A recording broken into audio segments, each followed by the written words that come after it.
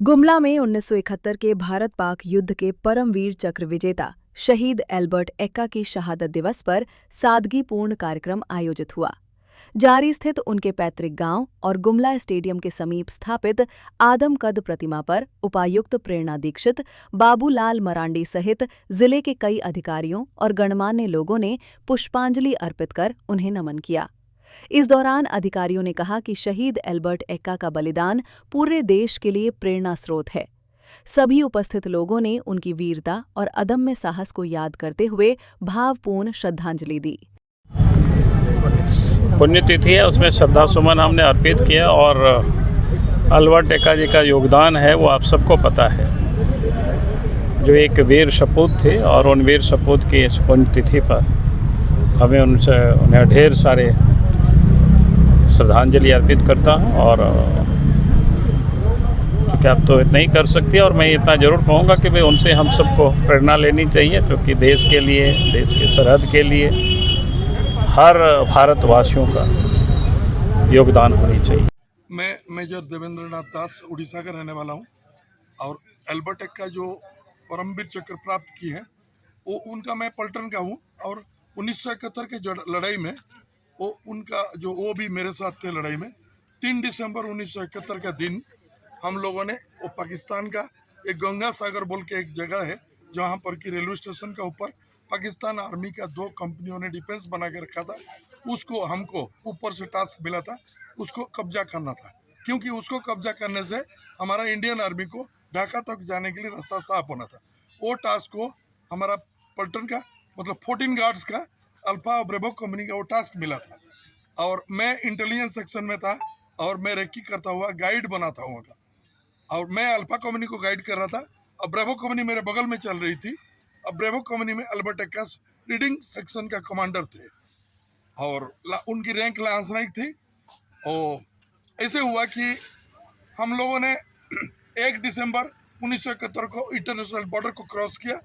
उसके बाद हम लोग 2 दिसंबर को सुबह हमारे सीखे हुए तरीके से वो गंगा सागर के थोड़े दूरी पर एक गांव में माझी गच्छा बोल के एक गांव में पोजीशन ले लिए, बंकर बना दिए।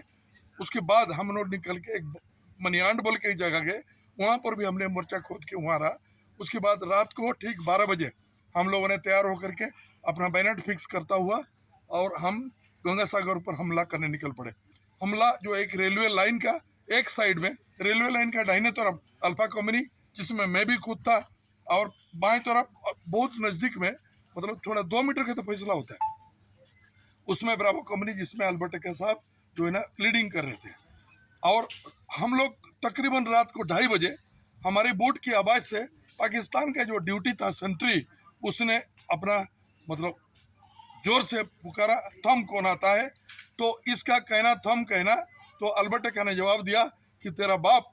और उसका बाद उन्होंने अपना मशीन गन से फायर खोल दिया और फायर का गोली निकलते ही उसने पाकिस्तान के सेंट्री ने बहुत जोर से चिल्लाया, काफिर आया बोल के चिल्लाते हुए उसने भाग गया।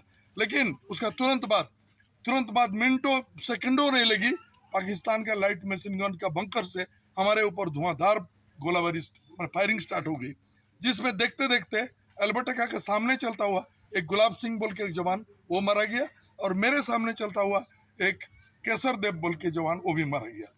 और हम लोग क्या करेंगे, कंपनी कमांडर अल्फा कंपनी के कमांडर मेजर ओपी कोहली, ए के तारा साहब और कोहली साहब जो एल्बर्ट एक्का का कमांडर थे, मेजर ओपी कोहली साहब, ये लोग चिंता में थे, डिसीजन नहीं ले पा रहे थे क्या करेंगे। तुरंत देखा गया कि मतलब एक तीव्र गति से एक आदमी निकला और वो मतलब तकरीबन 30 मीटर की दूरी पर एलएमजी के बंकर थी, उसमें दौड़ के गया और हाथ से हाथ गोला मतलब हैंड ग्रेनेड फेंका और मशीन गन को, लाइट मशीन गन को, गरम मशीन जो कि आग उगलता हुआ मशीन गन को छीन के ले आया और निश्चित रूप में हमारा मृत्यु से उन्होंने बचा दिया। इसलिए उनको याद करना चाहिए।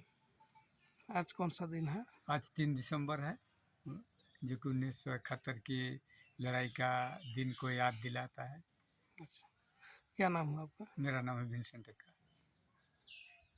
एल्बर्ट एक्का का पुत्र हुआ? हाँ, मैं एल्बर्ट एक्का का पुत्र हूँ। गौरव की बात है, 1971 की लड़ाई आज ही के दिन में हमारे पिताजी का अंतिम सांस लिया गया था। इसलिए हमको उनके याद में 3 दिसंबर मनाना बहुत अति सौभाग्य है। और हम लोग उनकी 3 दिसंबर 1971 की लड़ाई का याद भी दिलाता है, जो कि बांग्लादेश को आज़ाद करने में हम लोग, हमारे भारत के जवान आर्मी वाले सहायता की। इसलिए हमको बहुत गर्व लगता है इस चीज़ को कि आज ही के दिन में हमारे पिताजी बांग्लादेश को आज़ाद कराए थे और अंतिम सांस बांग्लादेशी में लिए थे। इसीलिए आदमी सबको भी सीखना चाहिए, सोचना चाहिए इस चीज़ के बारे में और उनके जैसे प्रेरणा लेना चाहिए।